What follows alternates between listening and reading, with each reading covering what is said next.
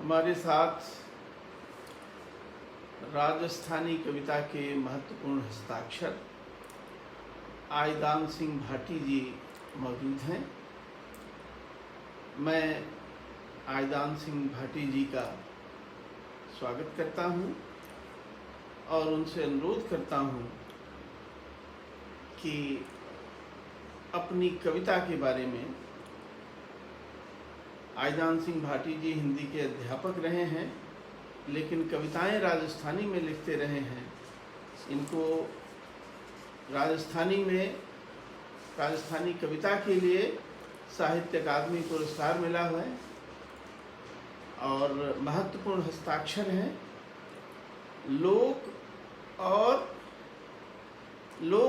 इनकी कविताएं लोक कविता के निकट पहुँचती हैं और लोक संवेदना को झंकृत करती रही हैं। मैं अनुरोध करूंगा कि आयदान सिंह भाटी जी अपनी कविताओं के बारे में बताएं, वे क्यों राजस्थानी में लिखते हैं इसके बारे में बताएं और अपनी कुछ कविताओं से कविताएं पढ़कर हमें सुनाएं। ऐसा है हुकुम, कविताएं मैं बचपन में हमारी जो श्रुति परंपरा है उससे मैंने कविता का ककरा सीखा। मेरे एक गुरुजी जिन्होंने मुझे तीसरी क्लास में कविता रटा करके और मंच पे खड़ा कर दिया था। आओ मेरे साथी आओ और आज ललकार दो, जो आफत सन्मुख है आवे उसको वहीं पछाड़ दो। जीना है तो मरना सीखो अंगारों को मेल कर, चलना है तो चढ़ना सीखो विपदाओं को झेल कर। चलो मृत्यु का मन बहलाओ फुलवारी को ठेल कर। तुम सिंह के शावक हो आओ सिंह दहाड़ दो, जो आफत सन्मुख है आवे उसको वहीं पछाड़ दो। इस प्रकार की कविता जब मैंने तीसरी क्लास में था और 26 जनवरी को मैंने पढ़ी तो पूरे गांव में एक ही दिन में गली गली में जो है लोग कहने लगे कि इस बच्चे ने आज एक कविता पढ़ी थी। तो मुझे लगा कि एक जो कविता है ये बहुत ही महत्वपूर्ण चीज़ है और इस तरह से मैंने जो है उस कविता को जो है अपने अंदर डालने की चेष्टा की। तो उस चेष्टा के बीच में मेरे हाथ में रामचरितमानस लग गई चौथी क्लास में। तो मैंने रामचरितमानस को जो है पढ़ना शुरू किया और इस तरह से मेरे अंदर जो है राजस्थानी छंदों का ओज, मैंने रामचरितमानस से जो है लयात्मकता और बहुत सी चीज़ें जो है सीखी और उन चीज़ों को सीख करके और मैंने राजस्थानी में जो है कविताएं लिखना शुरू किया, क्योंकि मेरा परिवेश जो है उस काल में राजस्थानी ही था। और मैं जब यहाँ जोधपुर विश्वविद्यालय में पढ़ने आया तो एक संयोग था कि यहाँ पर अज्ञे जी थे, नामवर सिंह जी थे और मैंने मेरी क्लास में जब हमें अध्यापक पढ़ाते थे तो पिछली बेंच पे मैंने अज्ञे जी को बैठे हुए देखा है। और इस तरह से जो है गांव से आए हुए थे, हम तो जानते नहीं थे कि ये कौन है। तो मैंने पूछा एक बार एक मित्र से, मैं कहा भाई लारे और दाढ़ी वालों कौन बैठो है। तब कहा गया कि ये सचिंदानंद हीरानंद वात्सायन अज्ञे हैं। ऐसे माहौल में उस वक्त में जो है मैंने कुछ हिंदी की कविताएं लिखी। उनमें एक कविता आप देखो, उठते हुए इस हाथ को ऐसे नटा लिए, उठते हुए इस हाथ को ऐसे नटा लिए, जज्बात की इस जंग में सिर तो निकालिए। पूछेगा कल को कारवां इस आदमी की बात, थी कौन सी मजबूरियां आंसू बहा लिए। बैठो उन ठंडी छाँव में सिर पे टिकाए हाथ, बढ़ता हुआ हुजूम ये जूते संभालिए। और दिन को अजीब हादसा रातें यहाँ चमन, चमगादड़ों ने एक होकर घर बसा लिए। हम तो अभी भी हैं वहीं उस कारवां के साथ, इतिहास की किताब ने पन्ने बढ़ा लिए। तो इस तरह से जो है मैं पढ़ते समय जो है कविता करने लगा और उन कविताओं के अंदर मैं मेरी मन की बात कहता था। और ये कविताएं लगभग मैं मंच के लिए लोगों को प्रभावित करने के लिए उस कालखंड में जो है इस प्रकार की जो है कविताएं लिखी। उसमें एक हिंदी की लंबी कविता आप देखें, सूरज चंदा की साखी में, सूरज चंदा की साखी में, राजस्थानी शब्दावली इसमें ज़रूर आएगी, लेकिन मेरी ये हिंदी कविता, सूरज चंदा की साखी में नवलख तारों की निगरानी, इस अनंत में आओ देखो, समय काल से सींग अड़ाए जो जूझे, यह नहीं तमाशा, ये कविता है मेरी अपनी।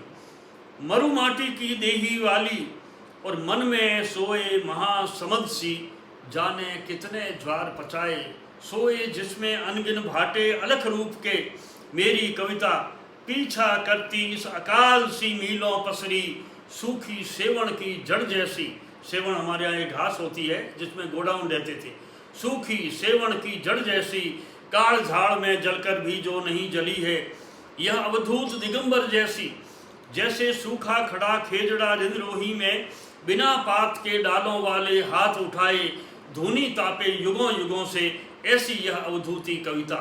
और यहाँ अड़े हैं दीपित आखर, जीवन के इस महाकाश में अर्थ ढूंढते, जैसे मानव ढूंढे है अपने होने को इस जीवन की महादौड़ में, जैसे मानव ढूंढे है अपने होने को इस जीवन की महादौड़ में। और मेरी कविता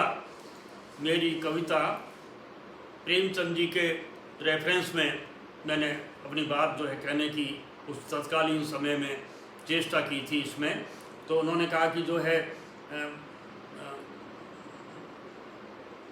मेरी कविता चिड़िया का इकलौता दाना, मेरी कविता घर आंगन की गोरी यासी यह फुदके है, मृग छोने सी भरे चौकड़ी धोरों टीबों, ये सूरज की शाख गुलाबी, जब उतरे है जन्मन अंगना, तब जीवन की तपती रेती चौमासा हो, शीतल झरने झरझर झरते शब्द शब्द में, ऊजल पंखी हंस अर्थ की भरे उड़ाने, ऊजल पंखी हंस अर्थ की भरे उड़ाने।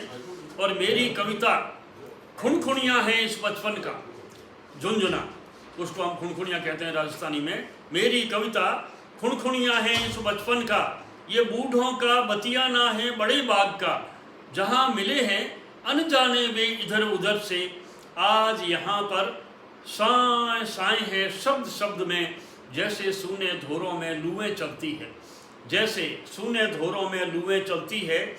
और इनकी सूरत, जो लोग घूम रहे हैं वृद्ध लोग, इनकी सूरत उखड़ी उखड़ी समय घाव से, उस सुनसान हवेली जैसी वीरानी सी, जहाँ कभी रहता था राजा, उस सुनसान हवेली जैसी वीरानी सी, जहाँ कभी रहता था राजा। मेरी कविता खाटी खोदे रेत उलीचे, जूने भुगते, सुबह शाम की डांडी नापे, जय जयकारों और प्रचारों की आंधी में सपने बोए, जय जयकारों और प्रचारों की आंधी में सपने बोए, रंग सावणियाँ सदा अंधारे, इस आशा में खूंटी ताने, शायद जीवन यहीं कहीं है। और डिगती डिगती डोकर डीसी जब यह ठिठके, गुड़िया की तरह ये चलती मेरी कविता, डिगती डिगती डोकर डीसी जब यह ठिठके, अकलाती हरफों में ऐसे अर्थ भरे है, भलों भलों की कलाबाजियाँ बगलें झांके पीठ दिखाए, ये धरती की साखी है, ये धरती की साखी है, ये बतियाती है ताम झाम से। मेरी कविता जन अगस्त सी, सोखे जिसने अनगिन सागर इस अन्यायी जन्म जन्म के, सोखे जिसने अनगिन सागर इस अन्यायी जन्म जन्म के, और जिसकी साखी नत पड़ा है वो विंध्याचल युगों युगों से। ऐसी है यह मेरी कविता, ऐसी है राखोड़ी कविता, ऐसी है यह मेरी कविता, ऐसी है अवधूती कविता, ऐसी है अवधूती कविता। साथियों, एक संयोग था कि बाबा नागार्जुन जोधपुर आए थे, और जब मैं उनसे मिला तो मेरे साथ और भी जो है 2-4 मित्र थे। तो बाबा का इंटरव्यू लेने के लिए तत्कालीन जोधपुर विश्वविद्यालय की जो है रीडर डॉक्टर रमा सिंह जी पधारे थे। उन्होंने कहा कि बाबा मैं आपका इंटरव्यू लेना चाहती हूँ और मैं कुछ चीज़ें सुनाना चाहती हूँ। उस वक्त में बाबा ने कहा कि रमा जी हमने आपको बहुत सुना है, मैं तो इन बच्चों को सुनूंगा और मैं आपको बताऊं कि मैंने यही कविता जो है ऐसी है अवधूती कविता उनको सुनाई और सुन करके बाबा ने मेरी तरफ हाथ बढ़ाया और हमारी जिस फोटोग्राफर को लेके आई थी उस फोटोग्राफर ने बाबा के उस हाथ मिलाते हुआ मेरा एक जो है उन्होंने छायाचित्र ले लिया। मैं जिनके घर पे था उस मित्र से मेरी कम बनती थी तो मुझे वो चित्र उन्होंने साल भर तक नहीं दिया।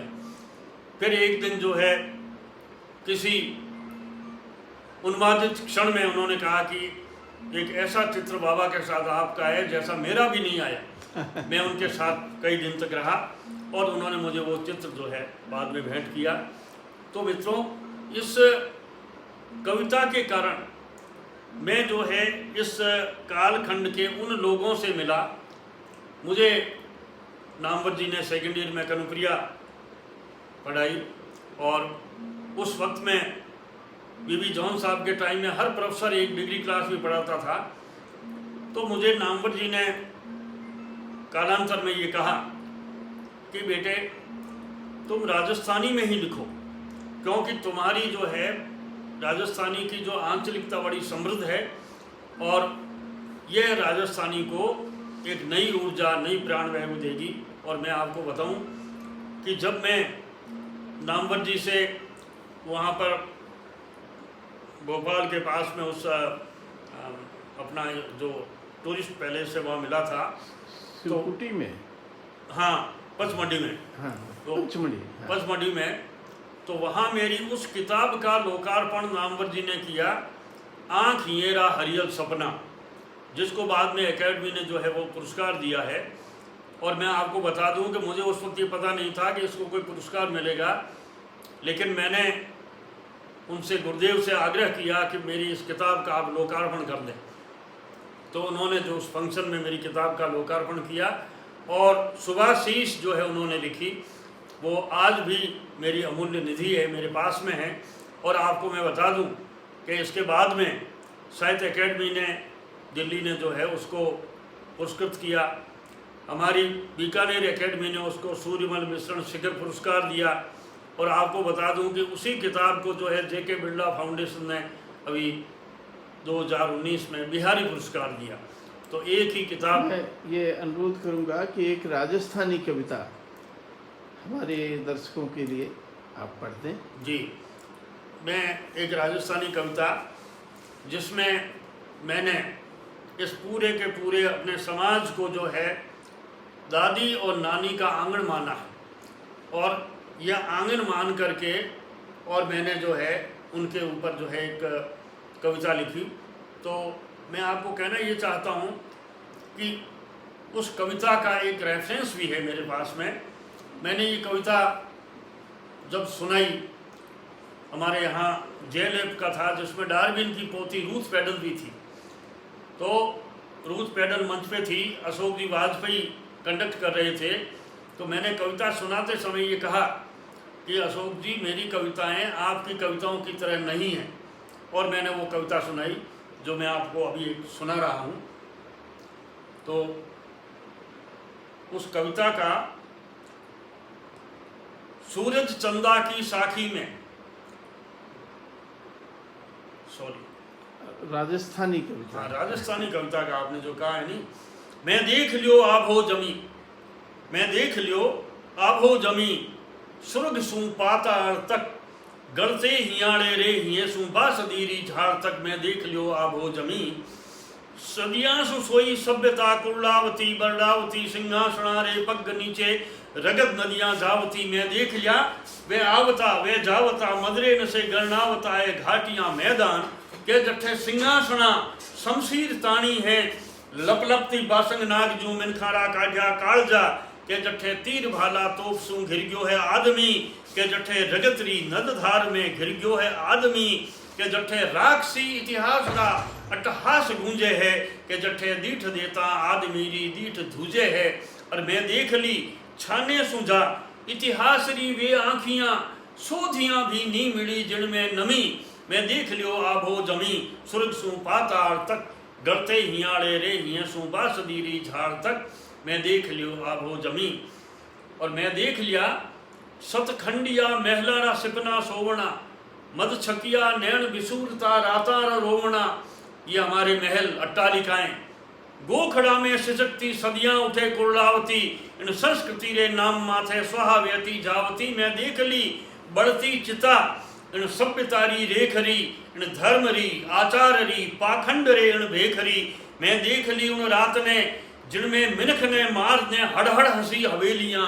मैं देख ली उन रात ने जिनमें मिनख ने मार ने खण खण खड़कती थेलियां। इन सभ्यता प्रसार में इन रगत रे व्योपार में। और कितरा निकल गया काफिला करड़ा नरा, कितरा निकल गया काफिला करड़ा नरा। पण आदमी री आज है कितरी कमी। मैं देख लियो आभो जमी सुर्ग सु पाताल तक, डरते हियाड़े रे हिये सु बासदीरी झाड़ तक। मैं देख लियो आभो जमी।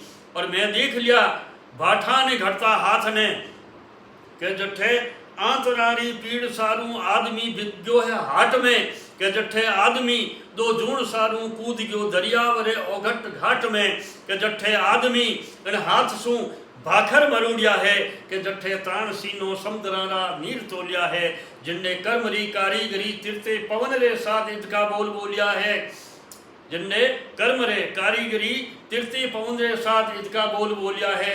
ए निशात्रा बाग अजंता एलोरा चित्राम मुड़ती मोगनी मूरत थिरकती खजुराहोरी छांव। और जिनरे पगारी पीड़ घड़िया गट किलाए गांव। जिनने देखता ही भूल जावे आदमी खुद ने खुदी रे भाव। मैं देख लियो उन आदमी ने दो जूण सारू भटक तो गलियां भमी।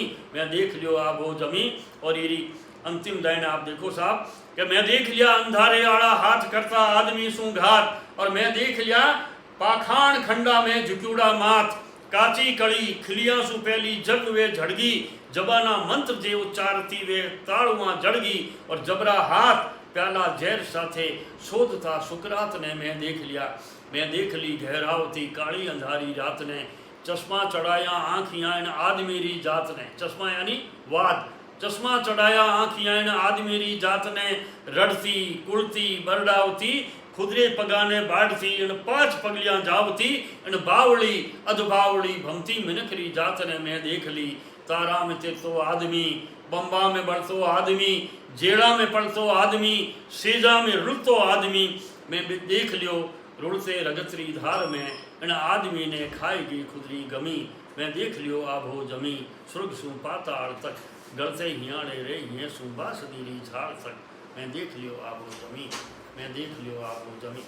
और आ कविता मैं जिन टाइम सुनाई थी तो रूथ पेडल जो है कोई राजस्थानी नहीं समझती। मैं बैठो तो मैंने आन कहो कि आपने मेरे रक्त का आवेग बढ़ा दिया।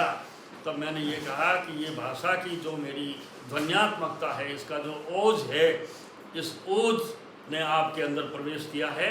और आपने ये जो टिप्पणी की है, मैं आपका आभारी हूँ। बहुत बहुत धन्यवाद आयदान सिंह भाटी जी। आपने हमारे श्रोताओं के लिए हिंदी कविता और राजस्थानी कविता हमारे अनुरोध पर पढ़ी। बहुत बहुत आभार।